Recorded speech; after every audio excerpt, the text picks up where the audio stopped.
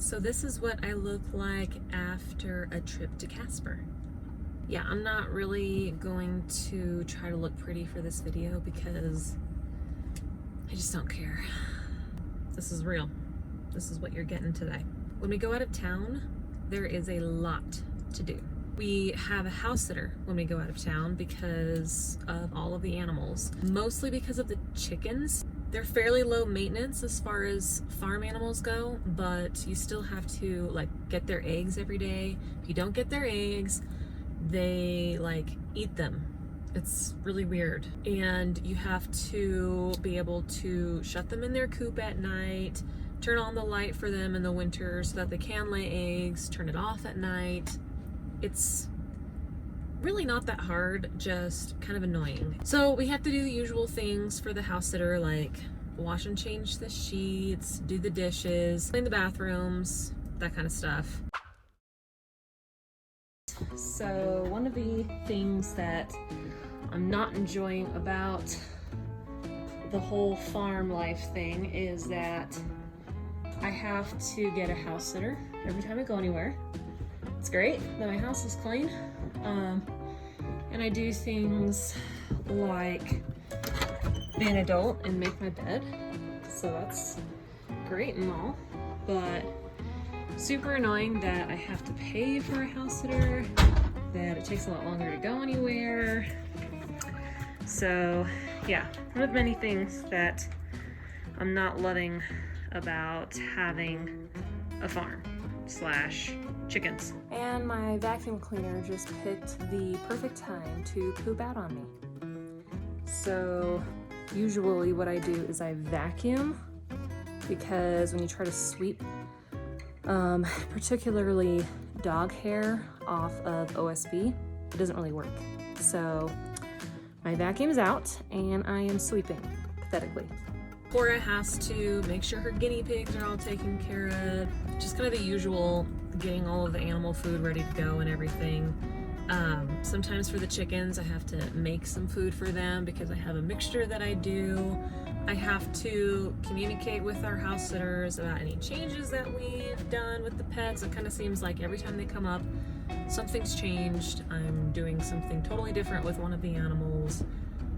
So I have to either do a YouTube tutorial video and send it to them, or I have to write some extensive notes on that. Another thing that we have to do when we're going to Casper specifically is we have to pack up a bunch of musical instruments. Oh, and now it's spring, and so the snow is starting to melt, which is lovely, but I don't know if we're just the grossest people in the world or what, but we have trash everywhere.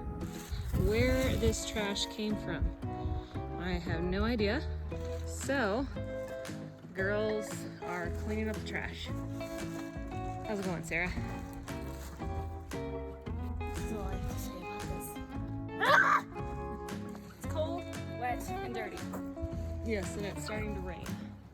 This was our Christmas tree. What do you got there, Emma? My blanket.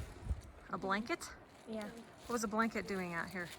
It's a good question. I don't know.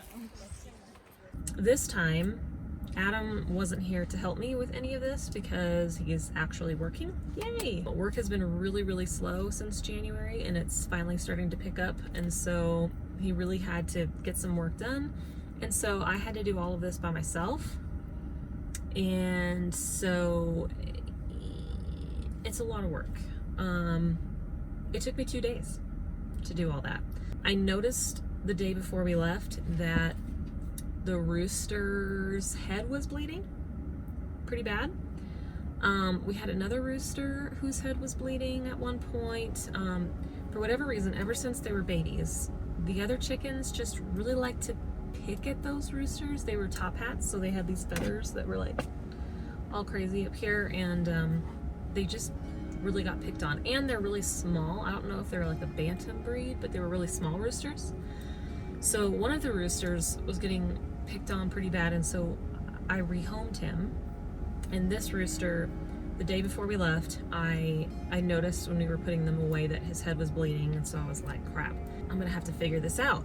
and maybe I should try to rehome him when we get back, or do something different. I kind of had the nagging sense that it was probably kind of urgent, but I was just too overwhelmed, and I just kind of, you know, put it to the back of my mind, got a bunch of other stuff ready to go, had to do laundry, all kinds of stuff like that.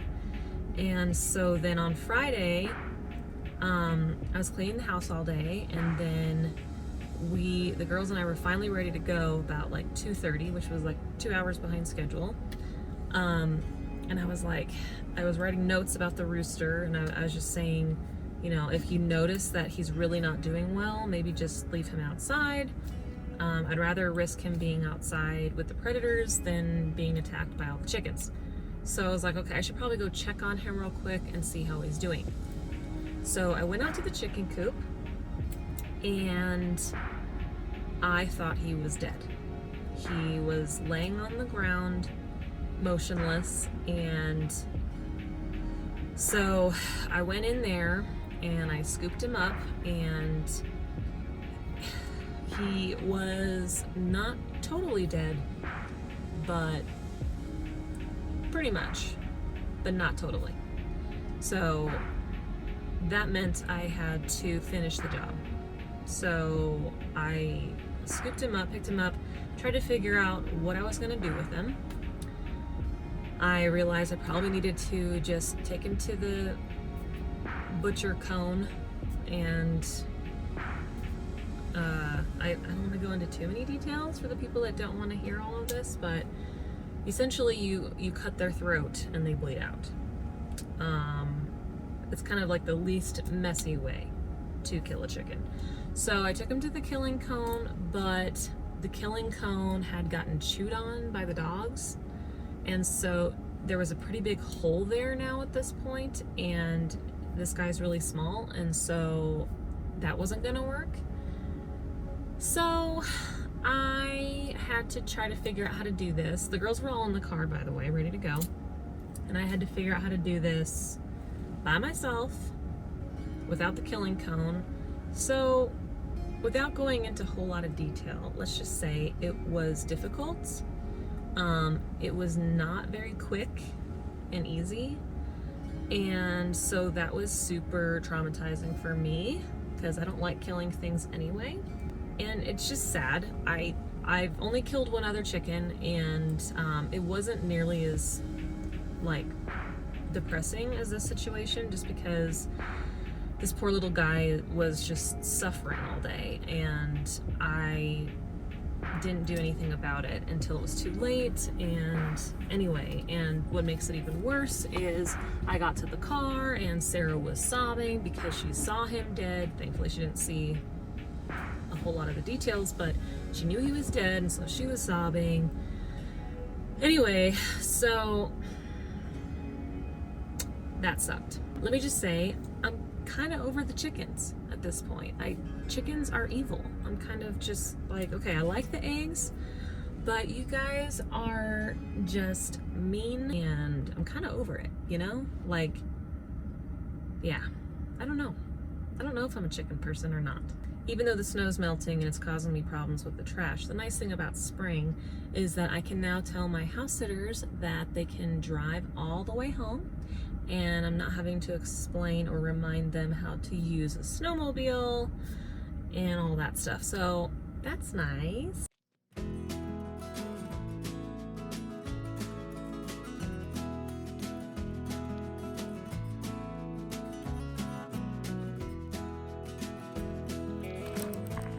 It's gorgeous out right now.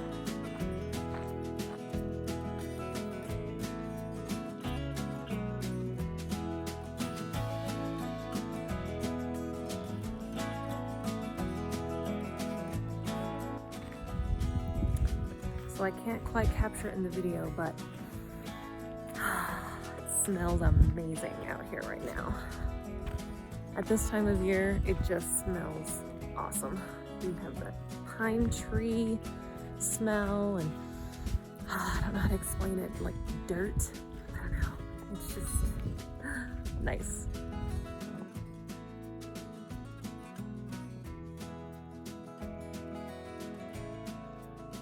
Another thing I have to do when we have house sitters is write a check.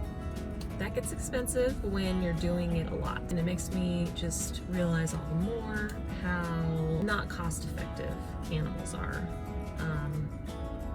And I'm sure there are more cost effective ways to do things, but we're not doing it. So then of course, every time we leave, I'm just like praying that our dogs stay home and don't cause our house sitters a bunch of trouble, and backtrack all the work that I've done so I have to do a bunch of training when I get home. And I'm always praying that our neighbors who really have kind of made it pretty clear that they don't like the dogs going over there all the time, don't show up when we're not there, because I know that's probably gonna cause some trouble, and I don't want to be in trouble with them. And so there's all of that like stress that goes along with leaving too. So I got to town and I picked up Adam and drove to Casper, and it's beautiful. I love driving at this time of year. So we got to Casper, we had a great time with the grandparents. We talked about Cancun, watched some videos, played games. It was a blast.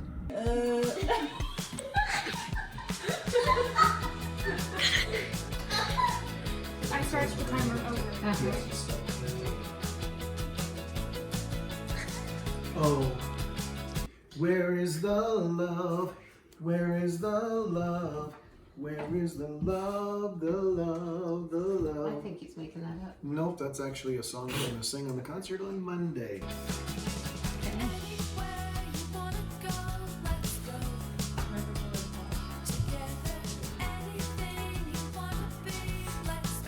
Got my hair done.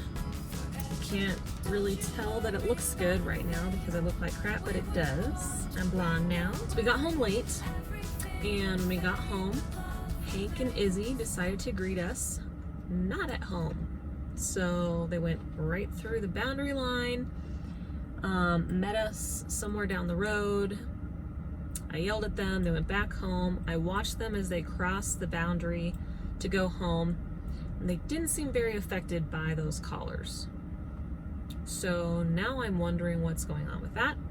I don't think the batteries are dead because they're pretty new batteries, and they're 9 volts in these particular collars, which lasts a lot longer than the other battery. So I don't really know what's going on with that. Later today I'm going to check the battery, and I'm going to check just to make sure that they're working. But I have had it. And to make things worse, our neighbors, who aren't real happy with us right now, I'm assuming, are here. And I didn't know that until this morning. So the dogs were out all night like normal, and our neighbors are here, and I didn't realize it. So hopefully they're not pissed at us. But once I realized they were here, I was like, okay, we're just gonna have to keep the dogs inside and, you know, let the chickens fend for themselves. I'm kind of mad at them anyway. So here's where I'm at. Should I keep working to make this invisible fence work, or should I just call it quits at this point? Because I don't really want to be in trouble with our neighbors. I don't want to be the neighbors that nobody likes. You know, I could keep the dogs inside at night. I could do that, and I could just kind of see how that works out, see if the chickens survive. So I don't know what I'm gonna do. If you have any suggestions for me, put them in the comments. So I went in this morning to check on the chickens and see how they were doing, and found a huge pile of eggs in the corner of the chicken coop. They like to lay eggs in that corner for whatever reason. I cannot get them to stop laying eggs over there. Our chicken coop is not easy to get into. You have to step up a pretty big step, and you have to essentially crawl around and not hit your head or try not to get poop on yourself while you're crawling around in there. So I got, I don't know, like 8 eggs or something stupid out of there this morning.